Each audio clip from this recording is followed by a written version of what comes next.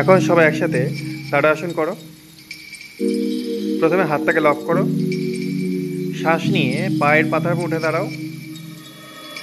ধীরে ধীরে ধীরে ধীরে হাতটা তোলো মাথার উপরে।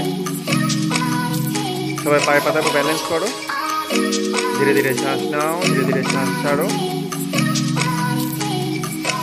প্রত্যেকের দৃষ্টি থাকবে নিজের সামনে।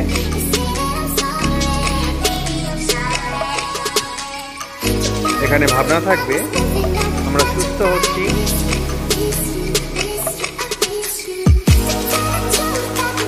পায়ের গোড়ালি মাটির থেকে উপরে থাকবে।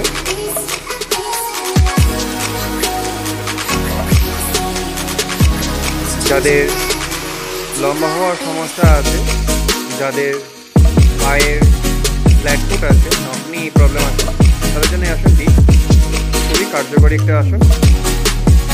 রিল্যাক্স, ধীরে ধীরে শ্বাস ছাড়তে আসতে হাতটাকে নামিয়ে দাও, পায়ের পাতা নামাও, হাতটা পাশে রাখো।